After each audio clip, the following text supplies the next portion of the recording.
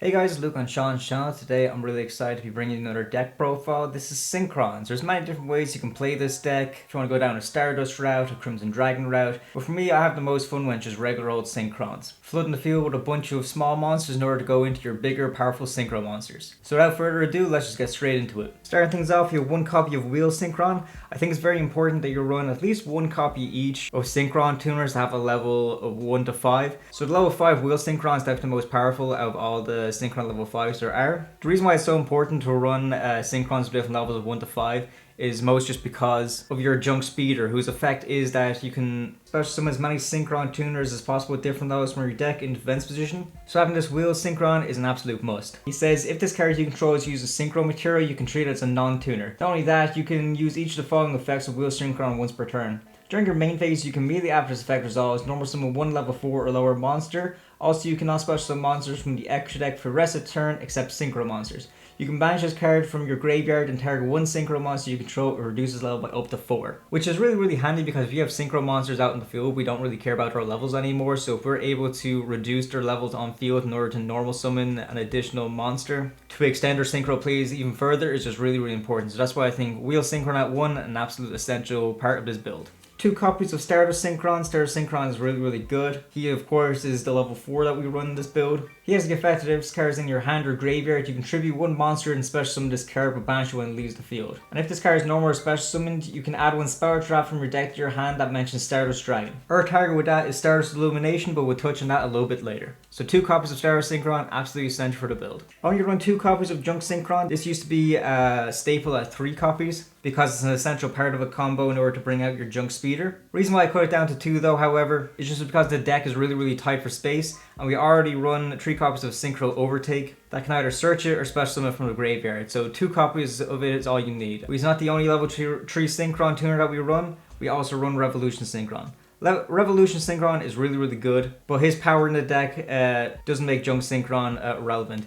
Revolution Synchron is mostly just a better extender, whereas Junk Synchron is a really good combo starter. The great thing about Revolution Synchron is that if this card's in your hand, you can Synchro summon a Power Tool monster or a level 7 or 8 Dragon monster using him as material from your hand. He also has quite a good effect that's very reminiscent of Glow Bulb, where if you control a level 7 or higher Synchro monster while this card's in the graveyard, you can send a top card of your deck to the graveyard, and if you do, you can special summon this card as a level 1, which is really powerful. Honestly, most of the time, if you are in a position to choose special summoning out Junk Synchron or Revolution Synchron out of your Junk Speeder's effect, most likely you're going to go for the Revolution Synchron. So 2 of Junk Synchron and 1 of Revolution. Assault Synchron, run it at 1 copy in this deck. This is the level 2 tuner that you run. This guy's quickly becoming my favorite Synchron monster. I run it in a few Blue Eyes and Orcus builds that I make as well. What I really like about Assault Synchron is that during the main phase you can special summon this card from your hand just by paying 700 life points. Which is really good because he's the only level 2 Synchron tuner that we run, so if he's in our hand when we activate Junk Speeder, we can actually just bring out Assault Synchron no problem at all. He also has the effect that if a face-up Dragon Synchro monster you control is tributed or banished, you can banish this card from the graveyard and target one of those monsters and special summon it. Which of course is really good because our Accel Synchro Stardust Dragon tributes itself to get the effect. But also even if our opponent is playing a banishing deck like Hashtira and they try to banish one of her monsters off of Fenrir, Assault Synchron is able to kind of deal with that issue. So 1 copy of Assault Synchron I find absolutely essential for this build. Level 1 Synchron tuner is Jet Synchron. I only run it at 1 copy in this build. I don't think it's really a necessity to run it at any more than that. If you want to do it, then go ahead, feel absolutely free, but I think 1 copy is more than enough. This card is sent to the graveyard as Synchro material. You can add 1 Junk monster from your deck to your hand, i.e. either your Junk Synchron or your Junk Converter. And also if this card is in your graveyard, you can send 1 card from your hand to the graveyard and special summon this card, but banish it when it leaves the field. Which is really good recycling. I definitely recommend running Jet Synchron at 1 copy in this build. So that does for all the Synchron tuners. Let's go on to the non-tuners now. We run 3 copies of Junk Converter. Junk Converter is absolutely great. Him along with Junk Synchron is a really good 2-card combo in order to get out your Junk Speeder, which of course is very powerful. So Junk Converter, you can discard this card in 1 tuner and add 1 Synchron monster from your deck to your hand. And also, if this card is sent to the graveyard as Synchro material, you can target 1 tuner in your graveyard and special summon it into defense. But it cannot activate its effects for this turn. Very powerful card, I can't recommend it enough. I definitely recommend running 3 copies in this build. We will run 3 copies of Doppelwarrior. It wouldn't be a Synchron build without Doppelwarrior. Doppelwarrior is pretty much a staple for all Synchron builds. Doppelwarrior is a very powerful level 2 monster that when a monster is special summoned from the graveyard, you can special summon this card from your hand, which of course is a really good extension. But also, this card is sent to the graveyard synchro material, you can special summon 2 Doppel tokens, which are 2 level 1 tokens, which are really good because then you can just extend from there with your synchro plays even more. So 3 copies of Doppelwarrior, definitely essential for this build. I run 1 copy of Synchron Carrier. I think Synchron Carrier is very good because it is searchable off on your market set Duel, and also it's harder to interrupt Synchron Carrier than it is to interrupt your junk converter. So having Synchron Carrier as sort of a backup, just in case your junk converter plays don't go through, I find to be very important. I wouldn't run any more than 1 in this deck. If you want to run that 2, that's absolutely fine, but considering that we can search it off my markers at Duel, I think 1 copy of Synchron Carrier is more than enough for this build. We run 1 copy of Stardust Trail. The Stardust package you run in this build is very small. You already know about the Illumination, I'm going to top out a bit later in this build, and Stardust Trail is a target that you can bring out or dump off your Stardust Illumination. But what makes Trail so good is that it's a level 4 non-tuner. It has the effect that if a monster you control is tributed, you can special summon this card from your hand or graveyard but banish when it leaves the field. And considering that your Stardust Synchron tributes a monster in order to get the effect special summon, Stardust Trail is really good at following it up right behind them. Stardust Trail also is effective if a Warrior Synchron or Stardust Synchron monster synchro summoned using this card's material, you can special summon 1 Stardust token, which is a level 1 dragon, which can be good for further extension of plays. So 1 copy of Stardust Trail is more than you need in this build. Hand traps now, we run 2 copies of Nibiru, 2 copies of Ash Blossom, and 2 copies of Effect Veiler. You guys already know what these guys do, they're all really good hand traps, but the reason why we run it at this ratio is because we also run 2 copies of Crossout Designator in this build. So considering how weak this deck is to any of these hand traps, especially when it comes into plays with your junk speeder, it's very good to have one of these guys in the deck along with your Crossout Designator just so you are less likely to get interrupted. So that about rounds off the monsters in this build. I run 3 copies of Tuning. Tuning is kind of getting overshadowed by Synchro Overtake, but I still think it's a really good card and definitely essential to run at 3. Because Synchro Overtake, you need to have a particular Synchro monster in your Accel deck in order to search that particular monster, whereas Tuning can just search any Synchro tuner from your deck and add it to your hand, and then send a top card from your deck to the graveyard, which also isn't once per turn. So it's a really good searcher, I definitely recommend running it at 3. Next, the card we've probably mentioned about 5 times already, this is Synchro Overtake. Because Synchro Overtake reads that you reveal 1 Synchro monster from your extra deck and choose one of the Synchro materials mentioned on it and either add it to your hand or special summon that monster from your deck or graveyard. Now the Synchro monster that we run that specifically lists the monster as material is Junk Warrior. So Synchro Overtake is very much for getting your Junk Synchron either to your hand or special summoning from the graveyard. I see a few people running the Synchro monster that lists Jet Synchron as material in order to search or special summon your Jet Synchron. But I just find for this build in particular, Junk Synchron is a lot better for the way we do our combos. If we put more of an emphasis on our Jet Synchron, maybe we would have taken that route instead. But just for this build specifically, I think 3 copies of Synchro Overtake along with the 1 Junk Warrior is the way to go for this build. We run 3 copies of On Your Market Set Duel. I really like this card. When this card is activated and you control no other cards, you can add 1 Synchron monster from your deck to your hand, which is not just exclusive to your tuners, you can search any Synchron monster at all, including your Synchron Carrier. So once per turn during your standby phase, since it's a continuous spell, you can place 1 signal counter on this card, and then you can remove 2 signal counters from your field and send this face-up card to the graveyard in order to draw 2 cards and send 1 card from your hand to the graveyard. You can only activate 1 on your markers at Duel per turn. So that secondary effect in order to send to the graveyard in order to draw 2 and discard 1 takes a bit of build up. If you're definitely on the grind game, it's definitely like really handy. But most of the time, the reason why we run it at 3 is just because if we open it, it's an easy way for us to search any Synchro monster we want. So that's the main reason we run it at 3. So 3 copies of On Your Market Set Duel, very essential for this build. We run the 1 copy of Stardust Illumination. This is searchable off for Stardust Synchron. The card reads that you can send 1 Stardust monster from your deck to the graveyard, or if you control Stardust Dragon or a Synchro monster that mentions it, you can special summon it instead. This is really good if we have a monster that lists Stardust Dragon on the field. We're able to just special summon our Stardust Trail directly from our deck, or our Stardust Synchron. This card also has a graveyard effect that you can banish this card from your graveyard, target 1 Stardust monster you control, increase or decrease its level by 1 until the end of this turn, which can come in really handy if we're trying to extend our combos. So 1 copy of Stardust Illumination. 1 copy of Reinforcement of the Army, just because it's a fantastic card. It's also another way that we can just search out our Junk Synchron. So 1 copy of it, definitely essential for this build. 1 copy of Foolish Burial. A lot of our monsters have graveyard effects, so if we're in a situation where some of those graveyard effects can come in handy, having 1 copy of Foolish Burial is definitely very essential. As previously mentioned, we will run 2 copies of Crossout Designator, but we also run 1 copy of Call by the Grave. This is very much a combo deck, and we really don't want to get interrupted. In fact, if your opponent knows what they're doing, they can perfectly time the right moments to interrupt you, which can completely knock your plays altogether. So having the 2 copies of Crossout and 1 copy of Call by the Grave is definitely really essential. But because we're so tight for space, that's the ratio that Crossout needs to be at. But consider we have Call by the Grave as well, and also a bunch of our other synchro monsters have negates built into their effects anyways. This is the ratio I recommend people run it at. A bit unorthodox, but I find it really good, is 1 copy of Monster Reborn. The reason why I find this really good has 2 reasons. One being that the reason where we want to extend our plays and bring out our tuners from the graveyard in order to pop off even more. Monster Reborn is a very unrestricted card in order for us to do that. But not only that, Monster Reborn can also be very disruptive for your opponent as well. Say you're going against Snake Eyes, for example, and they have Promethean Princess in the graveyard. Promethean Princess can be a really disruptive card, so if we're able to Monster Reborn and get it to our side of the field, it's really good at stopping their plays. But not only that, if we want to go into what I previously mentioned about our opponent interrupting our plays, and we still need to get some monsters on the field in order to complete our combos. The good thing about Monster Reborn is it can actually special summon monsters from your opponent's graveyard, so if you're short on resources yourself, you can actually Monster Reborn a card from their graveyard in order to extend your synchro plays. This card is of course limited, so having it at 1 in this build I think is really good.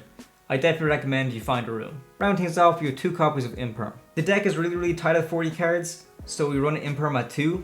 Not only is it really good for interruption, but also having 2 copies is also great for our Crossout Designator plays as well, because we really don't want our Junk Speeder to be interrupted at all. So 2 copies of Imperm rounds off this deck. Going into the extra deck now, we run 1 copy of Martial Metal Marcher. This level 3 says that if this card is synchro summoned, you can target 1 tuner in your graveyard and special summon in defense position but negates effects, which are really good for extending your plays. And also a synchro monster that uses this card's material is treated as a tuner while it's face up on the field as well, which is really good for more of our lower end, for our lower level synchro monsters, because if we're able to bring them out and get them to use their effects efficiently, we're able to just use them as synchro material in order to go for some of our bigger, better monsters. So 1 copy of Martial Metal Marcher is all you need in this build. 1 copy of Herald the Archlight. I find Herald to be really good because it's easy to bring out even when we're kind of breaking up on the build. Even we're kind of breaking up going first, because this kind of works as a bit of a floodgate and negation. So it states that any monster sent from the hand or main deck to the graveyard is banished instead. It also uses the effect that when a spell, trap card, or monster effect is activated, quick effect, you contribute this card negate to activation, and if you do, destroy that card. Which is just really good interruption, and considering that this card tributes itself for cost, it's really hard for your opponent to play around that. Next up, you have Junk Speeder, probably the mascot of this deck. Junk Speeder is a level 5 that needs a Synchron tuner and 1+ non-tuner monster. So if this card is synchro summoned, you can special summon as many of your Synchron tuners with different levels from your deck in defense position as possible. This is just an absolutely crazy play that you're able to get Junk Speeder out in order to bring out your levels 5 to 1 Synchron tuners in order to take your plays in an unbelievable amount of directions. He's the main reason we run our Crossout Designators and the hand traps in the ratios in which we run them, because we really don't want Junk Speeder to get interrupted at all, and we really want his effect to go through in order for us to pop off. Junk Speeder is absolutely essential for this build. We're very tight on space, that's why we only run it at 1, but if you're able to find space and you think that there's going to be a lot more situations where people are going to interrupt Junk Speeder, you might definitely want to find room for him in the extra deck. But for this build, I'm running him at 1. 1 copy of Junk Warrior. As you can see, he specifically lists Junk Synchron as material for his synchro summon. The only reason he's here is because of Synchro Overtake, so 1 copy of him is more than enough to what you need. 1 copy of TG Hyper Librarian. Hyper Librarian is a crazy synchro monster in any synchro build. He's a generic synchro 5 that has the effect that if a monster is synchro summoned, you draw 1 card, and this card must be face up on the field to activate and resolve that effect. Reason why that's so crazy is because we synchro summon a lot with this deck. The entire deck is synchro monsters, so having Hyper Librarian up when we're popping off with our combos is just absolutely insane, and we're able to draw a ridiculous amount of cards. So 1 copy of Hyper Librarian is definitely essential for this build. 1 copy of Naturia Beast. Naturia Beast actually is possible to go into with this build by using your Revolution Synchron and your Junk Converter, considering that they're both Earth monsters.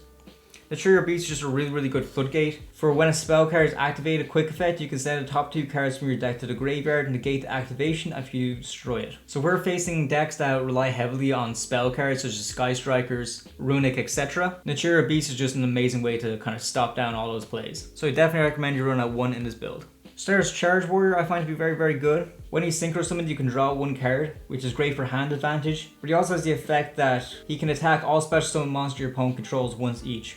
This can be good depending on the situation, but considering he only has 2000 attack, this isn't the best sort of plays. This isn't the best sort of way to OTK. What I like about him a lot is that he's still on lower level sort of synchro monsters, so he's level 6. So what you're able to do is kind of use your monsters to go into him, get the draw off of his effect, and then use him as material for other synchro monsters. For that reason, that's why I only run out 1 copy in this build. 1 copy of Accel Synchro Stardust Dragon. This card is absolutely insane. A bit of support that came out of Maze, and I have high hopes it's going to be reprinted in the tins. This card is synchro summoned. You can special summon 1 level 2 or lower tuner from your graveyard, and during the main phase quick effect you contribute this card, special summon 1 Stardust Dragon from your extra deck. Then immediately after this effect resolves, you can synchro summon using monsters you control as material. And also for the rest of this turn, after this effect resolves, for the rest of this turn the monsters synchro summoned by this effect are unaffected by your opponent's activated effects, which of course is absolutely crazy. So of course Accel Synchro Stardust Dragon is a level 8, so the fact it's able to bring out a level 2 means it's an easy way for you to go to your level 10, which is Baronne. But it's also fantastic for that secondary effect because it can be hard for your opponent to interrupt it when we use the effect to special summon Stardust Dragon instead, in order for our opponent to pretty much lose their target if they're trying to imperm it. So I think Accel Synchro Stardust Dragon is essential on this build, along with 1 copy of Stardust Dragon. Stardust Dragon is not only good because it really helps our Accel Synchro Stardust Dragon gets effects to pop off, but Stardust Dragon is just a really good monster in general too. So 1 copy of each of these monsters out 1 in the extra deck. To find 2 level 8s, we run Crystal Wing Synchro Dragon and also PSY-Framelord Omega. I think these cards are just really powerful level 8s that shouldn't be ignored. Crystal Wing Synchro Dragon needs 1 non-tuner synchro monster as material in order to go into him, which is absolutely fine. Most of the time it's Stardust Charge Warrior anyways. But Crystal Wing Synchro Dragon is a really good monster effect negate, so it's essential to run in this build. PSY-Framelord Omega is really good because it's really great at ripping cards out of your opponent's hands. Not only is this good because it can sometimes reveal what your opponent is playing, but also the fact that it limits your opponent's resources in hand is really good. Sure, they get that card back eventually, but the fact that we have the knowledge of what they're playing and can slow down their plays is definitely really important. So 1 copy of each of these cards in the extra deck too. When it comes to the higher level monsters, I definitely want to run at least 1 of each level going from 9 to 12. Just because sometimes our field is so flooded with monsters that when we try to synchro summon, the numbers can't exactly align up to our level 10 Baronne or level 12 Sigma. So I like to run 1 copy of Shenshen in this build. Shenshen is really good because not only is he a big level 9 synchro monster that's generic, but he also kind of works as a floodgate as well. So with Shenshen on the field, any card sent from the field to the graveyard is banished instead, which is really great if you're running along with Herald of the Arclight. So the fact that it's really good floodgate, really powerful monster as well, and a generic 9, I think it's essential to run a 1 in this build. Or level 10 Baronne, we run him at 1 in this build. Baronne's a really good Omni Negate. That's once per turn while it's on the field, but he also has a secondary effect during the standby phase where he can return to the extra deck in order for you to special summon a monster from your graveyard, which is really good recycling because most of the time when we're using that effect, we have another way that we can easily go into Baronne again to set up that Omni Negate yet again. So 1 copy of Baronne is more than enough in this build. Leveling up now, we have Psychic End Punisher. This is a level 11 synchro monster that's generic. He's really good and really powerful because while your life points are less than or equal to your opponent's, this synchro summon carries on effect by your opponent's activated effects. Also, once per turn, you can pay 1000 life points and target 1 monster you control and 1 card your opponent controls and banish them, which of course is just absolutely great removal. Also, at start of battle phase, you can make this card gain attack equals the difference in your life points and your opponent's. That's really good because if you're kind of in a grind game and you're on the lower end of it, Psychic End Punisher can get itself up to a ridiculous amount of attack. But not only that, considering that we use this effect to pay 1000 life points in order to banish 2 cards on the field, means it's likely that our life points are always going to be slightly lower than our opponents, so he's able to beat himself up in order to go for the kill. So I definitely recommend you run Psychic End Punisher at 1 in this build. Finally, round things off is our level 12. Of course, it's Final Sigma. I'm sure some people would probably much rather prefer to run Crimson Dragon in this build, but I find if you're going down the Crimson Dragon route, you definitely kind of want to change around the entire deck in order to tailor it for Crimson Dragon. I kind of want to make this as a more sort of generic Synchron build that uses just a lot of different Synchro monsters in order to showcase the power of Synchros. And I think no level 12 Synchro monster does this quite as well as Sigma, considering that he's a generic level 12 that's pretty much unaffected by all card effects while he's in the extra monster zone. I find that to be absolutely superb. He also has the effect that if he battles an opponent's monster while he's in the extra monster zone, any battle damage that inflicts to your opponent is doubled as well, which can be really good for closing out games, and considering he's unaffected by everything, Sigma can be an absolute nightmare for your opponent to deal with. So one copy rounds off the extra deck. Going into the side deck now, considering that we really want to go first with this build, most of these cards here are just going second cards. We run 3 copies of Lava Golem. If you want to swap this out for one of the other kaijus like Gamma Steel, that's absolutely fine, but just considering the way today's meta is, most decks are able to bring out like really powerful monsters on the field. Most of the time it's more than 2. So having Lava Golem in order to get rid of them both rather than just a one like Gamma Steel, I find to be really good for the build. So 3 copies of Lava Golem. 3 copies of Forbidden Droplet. This is really good because we get a lot of advantage on our field and in our hand when we play this deck. So the fact that we just have a lot of resources that we don't really care about. Forbidden Droplet is really good because it's able to negate a bunch of monster effects on the field for the cost of sending that many cards to the graveyard. And considering how crazy our hand advantage can get when we play this deck right, Forbidden Droplet is an absolute must for the build. In case sometimes Forbidden Droplet isn't enough, Dark Rule More is a really good card to kind of like just negate all the faceless monsters your opponent controls. And consider that spell speed 4, it can be really hard for your opponent to interrupt this. If you're going down this route, you're definitely not planning on winning the game right there and then, considering the Dark Ruler more, if you activate it, your opponent takes no damage for the rest of the turn. For that reason, I sometimes find it better than Droplet. So I think if we're going game 2 and we know it's going to be detrimental to our opponent, we most likely will have Dark Ruler more in the side deck for that aspect. And then game 3, if we're going first, we might run Forbidden Droplet instead. So that's why I like to run both of them in the side deck. So 3 copies of Dark Ruler No More. 3 copies of Cosmic Cyclone. This deck doesn't really have a lot of spell or trap removal. So just having 3 copies of Cosmic Cyclone in the side deck is definitely really good. Especially because Labyrinth along with Transaction Rollback can be really annoying this format. I think 3 copies of Cosmic is definitely essential for the build. And finally, round things off, 3 copies of Evenly Matched. Evenly Matched is a great board wipe. It can be really hard for your opponent to play around, but can also be detrimental for winning games because after Evenly Matched you go main phase 2 and set up your full Synchron combo. With Floodgates and Negates and a bunch of other disruption, it might really make your opponent just forfeit going into turn 3. So 3 copies of Evenly Matched rounds off the side deck in this build. So that about does it for the build. Please let me know what you think. I'm really happy with the way this deck turned out, but I know it can have some improvements along the way. So if there's any suggestions you guys have in the comments, be sure to let us know. Plenty more content like this on the channel, so be sure to check all that out, and we have plenty more on the way. Thanks for watching. Bye bye.